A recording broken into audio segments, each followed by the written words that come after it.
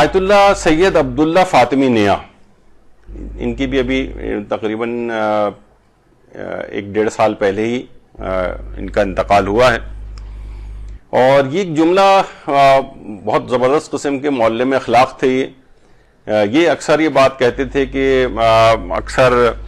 وہ نوجوان جو ہیں جو بڑے دیندار ہو جاتے ہیں، وہ انٹرنیٹ پر سرچ کر رہے ہوتے ہیں اور کتابوں میں دیکھ رہے ہوتے ہیں آیت اللہ علی آقا قاضی نے سیر و سلوک کے متعلق کیا فرمایا تھا، اور آیت اللہ بہجت نے کون سا دستور العمل دیا تھا، اور فلاں عارف جو ہے وہ اس مقام تک اتنے بڑے مرتبے تک کیسے پہنچ گیا.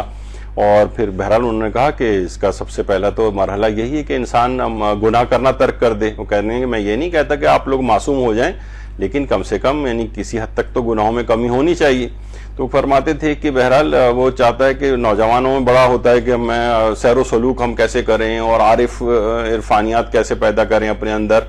تو کہا کہ ہم یہ دیکھتے ہیں کہ یعنی وہ اپنے ان سب چیزوں کی تلاش کر رہے ہوتے ہیں، لیکن اپنے ماں اور باپ کے ساتھ تند مزاج ہوتے ہیں، غصے سے بات کر رہے ہیں، جھڑک کے بات کر رہے ہیں.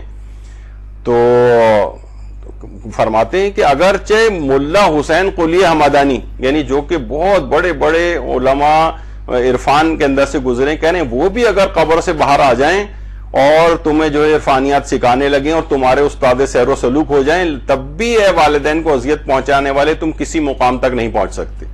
ملا حسین قلی حمدانی کو بھی قبر سے اگر اٹھا کر لے آئیں اور وہ تمہیں عرفانیات سکھائیں، تب بھی تم کسی مقام کو حاصل نہیں کر سکتے. تم یہ کیا تلاش کرتے پھر رہے ہو کہ یہ فلاں دستور العمل یہ وہ سب گناہ ترک کرو اور اپنے والدین کی فرما بردار بنو، یہ تمہارے لیے بہترین عرفانیت ہو جائے گی.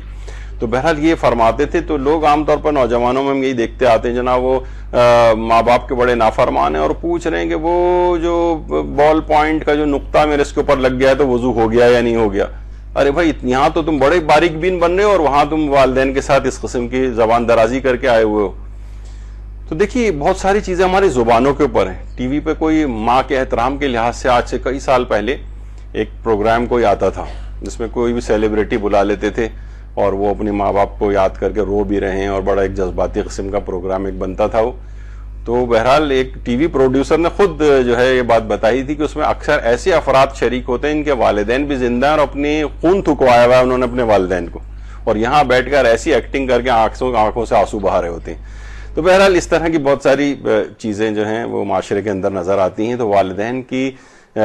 خدمت گزاری اور یہ اور دیگر مقامات کتنے ہی آپ عملیات کر لیں. وہ کہہ رہے ہیں ملا حسین قلی حمدانی کو قبر سے اٹھا کر تمہارا عرفان کا استاد مقرر کر دیں، تب بھی تمہیں کچھ ملنے والے نہیں